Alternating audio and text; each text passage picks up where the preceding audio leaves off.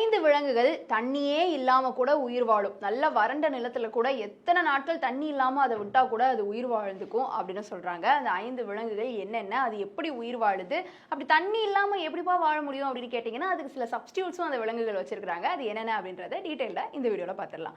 கடவுளுடைய படைப்புல வந்துட்டு நிறைய அதிசயங்கள் இருக்கு. அதுல ஒரு முக்கியமான அதிசயம் தான் நான் சொல்ல போறேன். இந்த 5 விலங்குகளுமேவும் ஒரு நாளைக்கு அட்லீஸ்ட் கொஞ்சம் சிப் கூட தண்ணி இல்லாம நம்மளால இருக்க முடியாது.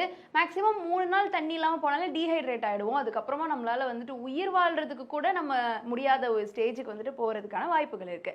ஆனா ஒரு சில விலங்குகள் கடவுள் படைச்சிருக்கிறாரு. அந்த விலங்குகள் படைக்கப்பட்ட இடத்துக்கு தகுந்த மாதிரி அது தண்ணி இல்லாம கூட வாழுது. நம்பர் 1 எந்த விலங்குன்னு பாத்தீங்கன்னா டெசர்ட் டார்டாய்ஸ். டெசர்ட் டார்டாய்ஸ் அப்படின்றது வந்து ஒரு பெரிய வகையான ஒரு டார்டாய்ஸா இருக்கு. டார்டாய்ஸ் நம்ம வந்து கடல்கள்லயும் பார்க்க முடியும், மணல்கள்லயும் பார்க்க முடியும். ஆனா டெசர்ட்ல மட்டும், அதாவது பாலைவனத்துல மட்டும் வளரக்கூடிய ஒரு டார்டாய்ஸ் இனம் இருக்குது. அந்த டார்டாய்ஸ் தண்ணி இல்லாம எத்தனை நாட்கள் வேணாலும் உயிர் வாழ முடியுமா? தண்ணியே கூட சம்டைம்ஸ் தேவை இல்லையா. ஏன்னா அந்த தண்ணி அதுக்கு தேவையானதெல்லாம் எதுல இருந்து எடுத்துப்பாங்க அப்படின்னா அது சாப்பிடக்கூடிய பிளான்ஸ் இருக்கும் இல்லையா, அந்த உணவுகள்ல, அதாவது இயற்கையா பிளான்ஸ்ல வந்து தண்ணி இருக்கும். அதுல இருக்கிற தண்ணியை எடுத்து ஸ்டோர் பண்ணி வச்சுட்டு அது உடலுக்கு தேவையான தண்ணியை அதுல இருந்தே வந்து எடுத்துப்பாங்களாம். நம்ம மனிதர்கள் தான் வந்து பிளான்ஸ் எல்லாத்தையுமே நல்லா குக் பண்ணி அதை வந்து வதக்கி இருக்கிற தண்ணி எல்லாமே எவாப்ரேட் ஆகி தான் வந்துட்டு சாப்பிட்றோம். முக்கியமாக கீரை வகைகள்லாம் எடுத்துக்கிட்டோம் அப்படின்னா தண்ணி அதுல இருந்தே வெந்து தண்ணி எவாப்ரேட் ஆயிடும். எவ்வளோ அதுல தண்ணி இருக்கும் அப்படின்றது நம்மளால கணிக்க முடியாது. ஆனா இவங்க அதெல்லாம் பச்சையாவே சாப்பிட்றதுனால அதுல இருக்கிற தண்ணி டைரக்டா அதனுடைய உடல்களுக்கு போறதுனால அந்த வறண்ட பாலைவனத்திலையுமே அதுக்கு தேவையான தண்ணியை அந்த பிளான்ஸ் வகைகள்ல இருந்து எடுத்துக்குமா. அதன் அடிப்படையில் அதனுடைய பிளாடர்ல ஸ்டோர் பண்ணி வச்சிருக்கிற தண்ணியை வச்சுட்டு ஒரு வருஷம் கூட தண்ணி குடிக்காம அதால வாழ முடியும் அப்படின்னு சொல்றாங்க. இரண்டாவது என்ன அனிமல்னு பாத்தீங்கன்னா கங்காரு ரேட் அப்படின்னு சொல்றாங்க. கங்காரு வேற, ரேட் வேற. ஆனா கங்காரு ரேட் அப்படின்ற ஒரு அனிமல் வந்து இருக்கு. இந்த அனிமல் தன்னுடைய வாழ்நாள் ஃபுல்லா கூட தண்ணியே குடிக்காம வாழுமா. அப்படி வந்து தண்ணி குடிக்காம வாழும் பொழுது மனிதர்கள்லாம் வந்து கழிவை வெளியேற்றுவோம் இல்லையா, அதுல போற தண்ணி கூட வந்து இவங்களுக்கு போகாதான். அதாவது டீஹைட்ரேட்டட் யூரின் அப்படின்னு தான் இந்த கங்காரு ரேட்டுக்கு வருது அப்படின்னு சொல்றாங்க. அதாவது யூரின் வெளியேறும் ஆனா வந்து தண்ணியா இருக்காது, ஒரு டீஹைட்ரேட்டட் யூரின் அப்படின்னு சொல்றாங்க. அதனால அதன் வழியா கூட இது உடல்ல இருக்கிற தண்ணி வெளியில போகாத அளவுக்கு இதனுடைய உடல் அமைப்பு படைக்கப்பட்டிருக்கிறதா வந்துட்டு சொல்றாங்க. ஸோ இந்த கங்காரு ரேட் அதனுடைய வாழ்நாள் ஃபுல்லா கூட தண்ணி குடிக்காமலே இருக்குமா.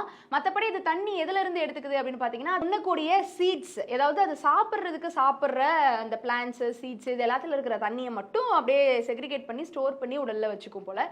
அதனால வருடம் ஃபுல்லா, அதாவது அது வாழ்நாள் ஃபுல்லா வந்து தண்ணியே குடிக்காம வெறுமனையா அது அப்படியே வாழ்ந்துரும் அப்படின்னு சொல்றாங்க. நம்பர் 3 பேர்ஸ், அதாவது கரடிகள் வந்து தண்ணியே இல்லாம வாழக்கூடியவையா. அதுக்கு தண்ணி ஒருவேளை தேவைப்பட்டுச்சு அப்படின்னா உடல்ல இருக்கிற கொழுப்பே வந்துட்டு அதுக்கு தேவையான எனர்ஜியையும் தண்ணியையும் கொடுக்கும் அப்படின்னு சொல்றாங்க. அந்த வகையில இந்த கரடிகள் வந்துட்டு பல நாட்கள் தண்ணி இல்லாம கூட அதனால வந்து உயிர் வாழ முடியும் அப்படின்றதன் அடிப்படையில ஒரு மிருகமா பார்க்கப்படுது. நம்பர் 4 என்ன அப்படின்னு பாத்தீங்கன்னா வாட்டர் ஹோல்டிங் ஃப்ராக் அப்படின்னு சொல்றாங்க. ஸோ தவளை வகை தான் இது. ஆனா வாட்டர் ஹோல்டிங் ஃப்ராக் அப்படின்னு அதுக்கு ஒரு பெயர் வச்சிருக்காங்க. அதாவது தண்ணியை அது சேவ் பண்ணி வச்சுக்கக்கூடிய ஒரு ஃப்ராகா வந்து இருக்கு. இந்த ஃப்ராக்ஸ்லாம் வந்துட்டு நம்ம நாடுகளில் பார்க்க முடியாது. ஆஸ்திரேலியால தான் இது வந்து அதிகமாக காணப்படுது. இந்த ஃப்ராக் என்ன பண்ணுன்னா அதுக்கு தேவையான தண்ணி கிடைக்கும் பொழுதே அது உடல்ல வந்துட்டு ஸ்டோர் பண்ணி வச்சுக்குது. அதுக்கு தேவையப்போ வந்து யூஸ் பண்ணிக்கும். சம்டைம்ஸ் வந்துட்டு ஈவன் மந்த்ஸ் ஆர் இயர்ஸ் கூட வந்துட்டு அது உடல்ல வந்து ஆல்ரெடி தேவைப்படக்கூடிய, நம்ம வந்து ஒரு தண்ணி கேன் வாங்குறோம்னா ஒரு வாரத்துக்கு 2 வாரத்துக்கு வருமா, சரி மேக்ஸிமம் ஒரு மாசத்துக்கு கூட ஒரு தண்ணி கேனை யூஸ் பண்றான் அப்படின்னு வச்சுக்கலாம். ஆனா இவங்க வந்துட்டு என்ன பண்ணுவாங்களாம், மாசக்கணக்கா வருஷக்கணக்கா கூட வந்து அது ஸ்டோர் பண்ணி வச்சிருக்கிற தண்ணியை வச்சே உயிர் வாழுமா. 5வது உங்க எல்லாருக்குமே தெரிஞ்சதுதான் கேமல்ஸ், ஒட்டகம். ஒட்டகம் அப்படிதான் அதனுடைய உடல் வாகே இருக்கு. அதனுடைய முதுகுல இருக்கிற ஹம்ப் அப்படின்னு சொல்றாங்க. ஒட்டகத்துக்கு மேல இப்படி இருக்கக்கூடிய அந்த ஹம்ப்ல தான் வந்துட்டு அது வந்து ஃபேட்ஸ்லாம் வந்துட்டு ஸ்டோர் பண்ணி வச்சிருக்கும். அந்த ஃபேட்டே வந்து பிரேக் டவுன் பண்ணி அதுக்கு தேவையான எனர்ஜி தண்ணி எல்லாத்தையுமே வந்து கொடுக்கும் அப்படின்னு சொல்றாங்க. இந்த ஒட்டகமுமேவும் பாலைவனத்துல வாழக்கூடிய ஒரு விலங்கு அப்படின்றதுனால பல நாட்கள் பல வருடங்கள் தண்ணி இல்லாம கூட அதனால வாழ முடியும். அதனுடைய தண்ணியை வந்து அதுக்கு தேவையான தண்ணியை கிடைக்கும் போது எடுத்து உடல்ல ஸ்டோர் பண்ணி வச்சுக்குது அப்படின்னு சொல்றாங்க. இந்த கேமல் கிட்ட ஒரு ஸ்பெஷல் எபிலிட்டி இருக்கு. அந்த எபிலிட்டி மனிதர்களாகிய நம்மளுக்கு கிடைச்சா ரொம்ப நல்லா இருக்கும் அப்படின்னு நீங்க நினைப்பீங்க. அது என்ன அப்படின்னா 25% அதனுடைய பாடி ஃபேட்டை வந்துட்டு வேர்வையிலேயே வந்து கழிச்சிருமா. இன்ஃபேக்ட் அது தண்ணியை வந்து வெளியேற்றாம ஃபேட்டை மட்டும் வேர்வையிலேயே வெளியேற்றக்கூடிய ஒரு சக்தி இந்த கேமலுக்கு இருக்கு அப்படின்னு சொல்றாங்க. ஸோ அந்த வகையில இந்த கேமலுமேவும் தண்ணி இல்லாம பல நாட்கள் வாழக்கூடியவையா பார்க்கப்படுது. இந்த 5 விலங்குகளும் ரொம்ப அதிசயமான விலங்கா பார்க்கப்படுது. அது எந்த இடத்துல உயிர் வாழ்றதோ அதுக்கு தேவையான அளவு அதுக்கு அந்த தண்ணியோ இல்லை அதனுடைய உணவோ இது எல்லாத்தையுமே வச்சு வாழக்கூடிய ஒரு மிருகமாக தான் வந்து அமைக்கப்பட்டிருக்குது.